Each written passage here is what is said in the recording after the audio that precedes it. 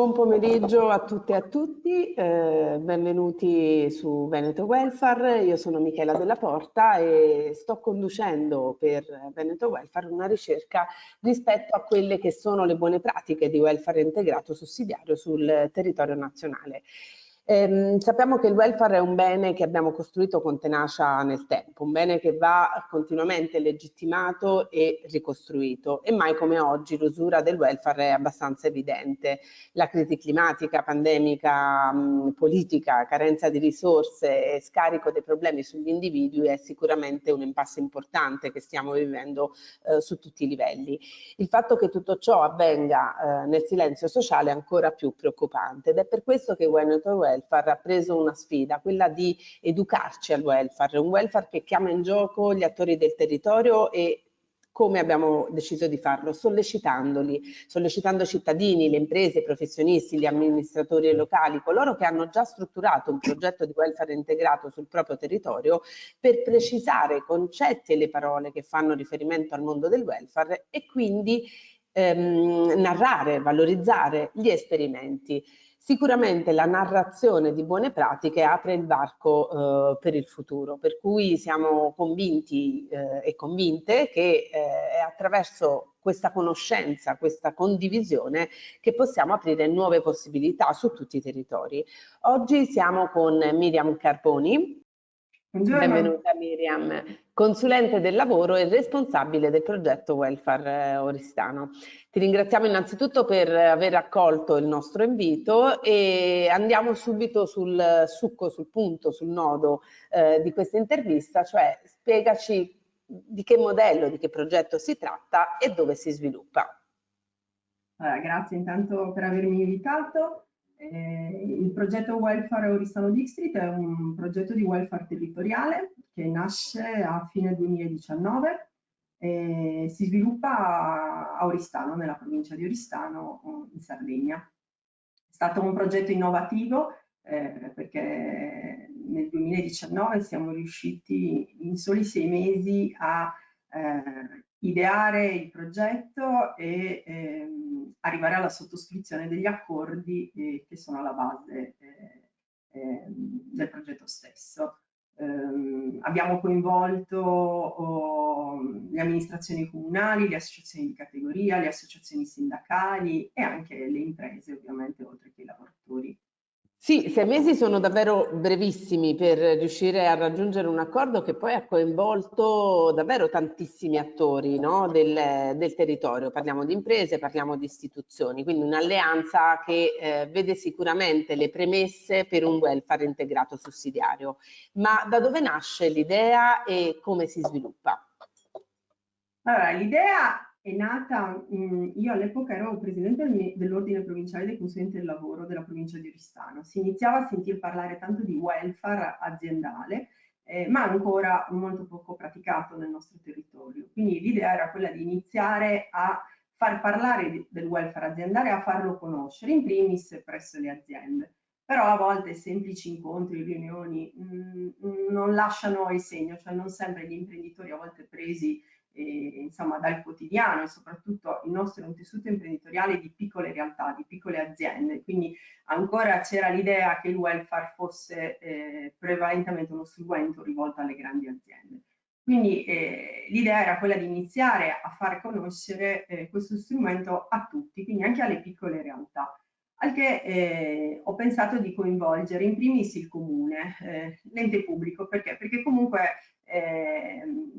avevo visto che c'erano già in altri territori dei progetti di welfare che coinvolgevano più parti, quindi non solo le aziende, le associazioni di categoria, ma appunto anche le parti sociali e gli enti pubblici, in maniera da unire tutti assieme per arrivare a raggiungere l'obiettivo anche di uno sviluppo di quello che è il nostro territorio, legandolo appunto al welfare.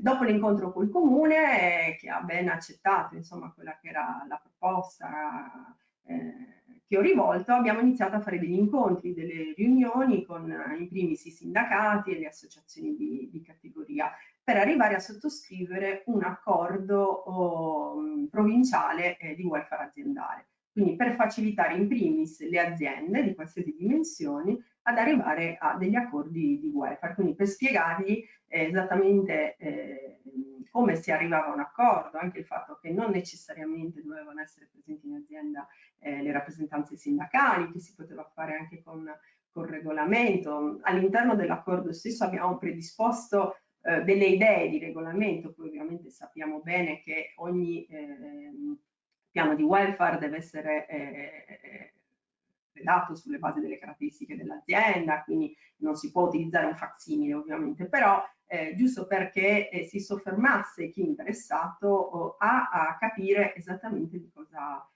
cosa si parlava. E poi la cosa più importante era andare a individuare delle piattaforme, strumento importante ovviamente perché poi i lavoratori possono utilizzare agevolmente il welfare, che lavorassero con attività del territorio. Questo per noi era importante anche perché in quel periodo una delle principali problematiche di sviluppo del welfare nei piccoli territori era anche che se le aziende andavano a sottoscrivere delle convenzioni magari con piattaforme che si rivolgevano a delle grosse aziende a livello internazionale. esatto, poi non si trovavano sul territorio i servizi e quindi non si riusciva a spendere il welfare. Quindi questi erano i problemi principali. Ecco, attraverso il nostro accordo noi siamo andati a eliminare tutte queste criticità. E la particolarità principale, tra l'altro, è che a differenza di altri progetti che già all'epoca c'erano in altri territori, nel nord Italia, noi non abbiamo previsto un accordo con un'unica piattaforma, ma la possibilità di avere 3 o 4 piattaforme proprio per dare anche libertà di scelta alle aziende nel momento in cui decidono di attivare un piano di welfare. Quindi sostanzialmente questa è stata insomma, la fase di avvio e in 6 mesi siamo arrivati a sottoscrivere l'accordo. In aggiunta, avendo coinvolto l'ente pubblico, abbiamo deciso anche di in parallelo sviluppare un progetto di marketing sociale. Non so magari se su questo ci vogliamo trattenere più avanti. Assolutamente, anzi ti chiedo sicuramente del marketing sociale perché è un concetto anche quello al quale dobbiamo un po' educarci, no? Sia come terzo settore sia come aziende, visto che il welfare sta diventando sempre più considerato un bene comune, quindi è chiaro che questo ci richiede di unire un po', no, l'economia con la società, di creare, di spostarci da questa dicotomia che spesso divide i due concetti, che invece sono pilastri di una società e di un'istituzione che lavora sicuramente bene. La cosa che però volevo sottolineare è interessante vedere, noi stiamo intervistando diverse realtà e prima hai parlato del nord Italia, ad oggi sono tutte realtà del nord Italia, è interessante vedere come il bisogno era completamente differente, quindi stiamo parlando di un tessuto territoriale composto da microimprese che solitamente non si avvicinavano al welfare aziendale perché solitamente attribuito alla grande impresa perché è troppo costoso per una microimpresa che non si unisce ad altre realtà economiche del territorio.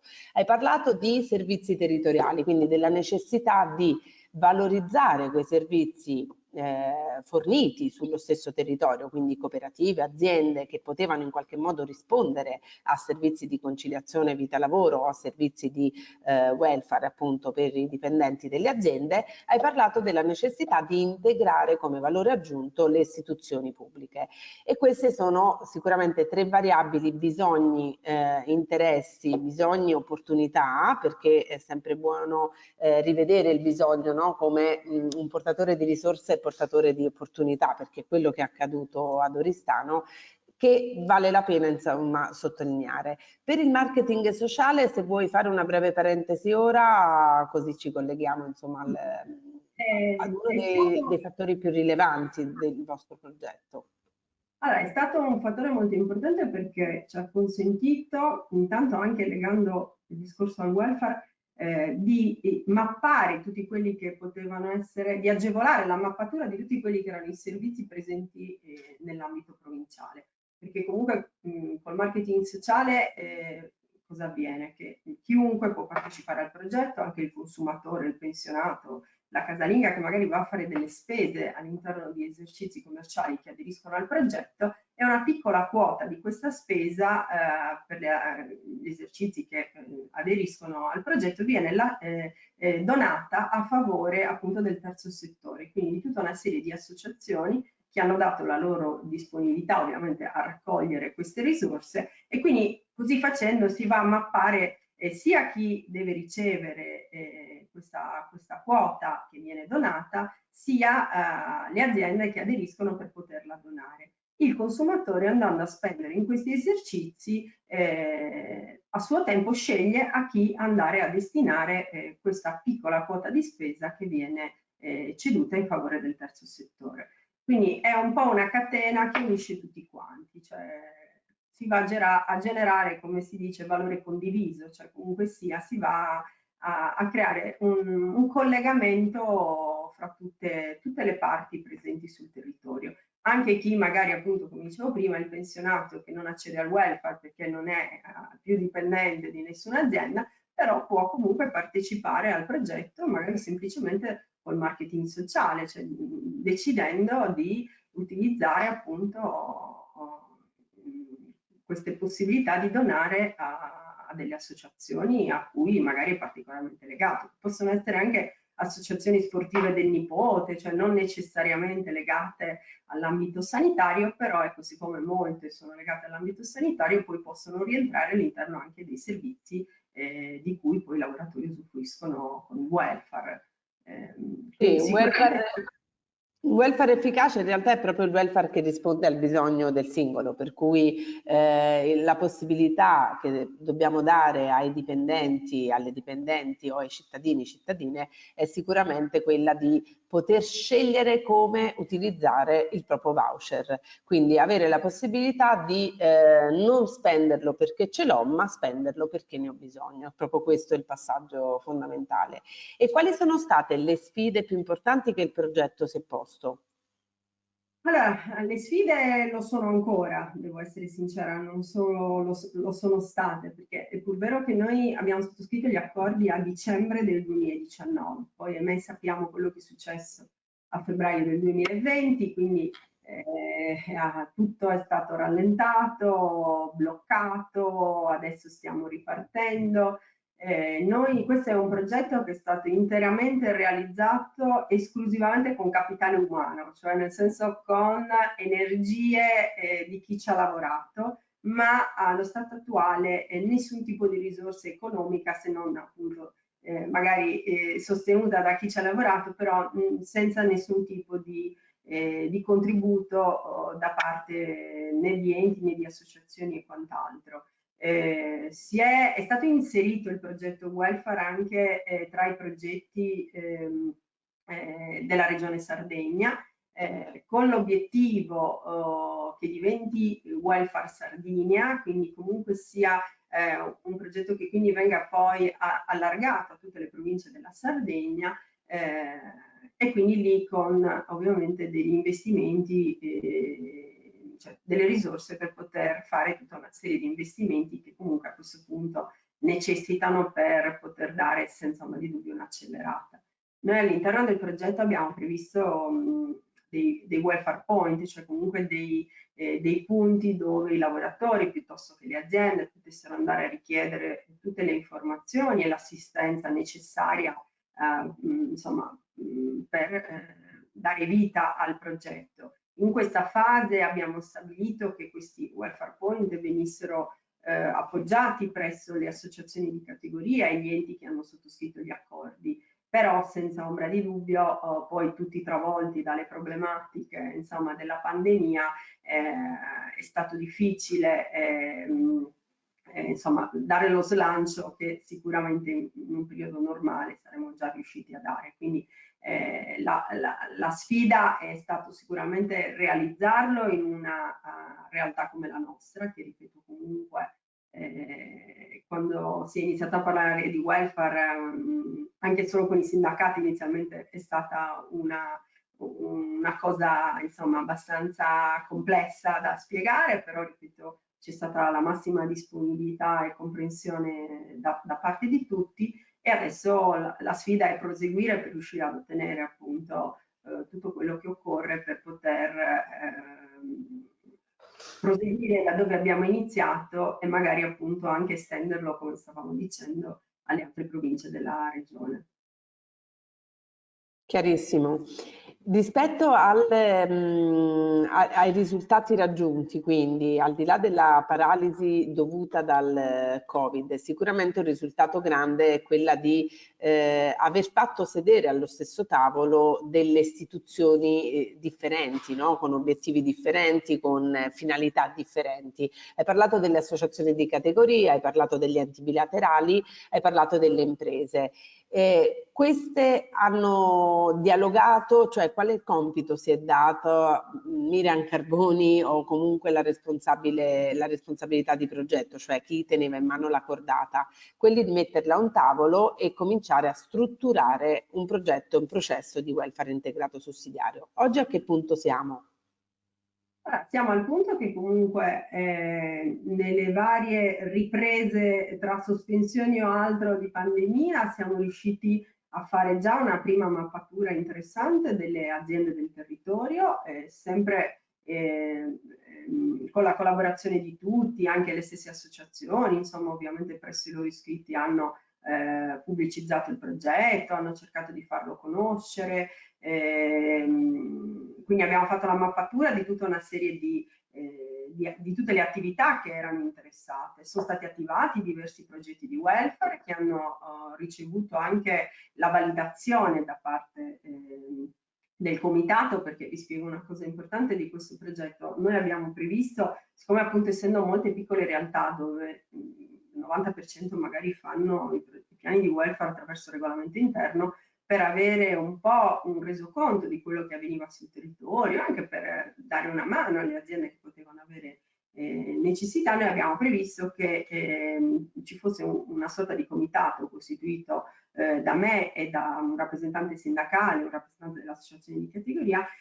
L'azienda nel momento in cui sottoscrive il piano lo trasmette a noi e noi diamo una sorta di benestare, di conferma, insomma, che rispecchia tutti i requisiti. Questo ci consente anche di poterlo, cioè di poter avere una registrazione di quanti progetti di welfare vengono fatti. Poi ovviamente non tutti vengono presentati comunque al comitato, però ci fa mantenere un pochino il polso della situazione e quindi ecco, si continua a lavorare tutti assieme per portare avanti quelli che sono gli obiettivi che ci siamo prefissati in sede di sottoscrizione dell'accordo. Sì, degli organi di controllo e monitoraggio sicuramente validano le esperienze e le pratiche che si sviluppano e in qualche modo aprono la strada verso un miglioramento e un'ottimizzazione dei processi, dei sistemi, dei modelli che in qualche modo si sperimentano. Ti faccio un'ultima domanda e ti chiedo, quando noi abbiamo pensato a delle parole del welfare, no? E ne abbiamo attribuite alcune ai vari progetti che incontreremo. Nel vostro caso abbiamo pensato alla parola chiave equilibri. Perché ti rappresenta? Perché vi rappresenta? Beh, io penso che l'equilibrio, poi insomma magari se si vede anche la slide che ho appena inserito, equilibrio perché c'è un equilibrio secondo me fra tutte le realtà territoriali, parliamo da mondo economico, mondo sociale, amministrazioni pubbliche e le persone, ripeto, comuni, magari attraverso il marketing sociale. Quindi sicuramente l'obiettivo principale del nostro progetto era quello di sviluppare qualcosa di particolare del nostro territorio che aiutasse lo sviluppo del nostro territorio a beneficio di tutti, quindi mantenendo un equilibrio fra tutte le parti che hanno aderito, che si stanno attivando e che partecipano. Quindi l'obiettivo appunto era proprio quello di creare un valore condiviso fra tutte le parti presenti sul territorio. Grazie davvero Miriam. Chiudere questa intervista con la parola valore condiviso ha sicuramente un valore aggiunto, oltre che condiviso, e ti ringraziamo insomma per averci dedicato un po' del tuo tempo e per aver condiviso con noi l'esperienza di welfare oristano. Grazie. Grazie a tutti, è stato un piacere.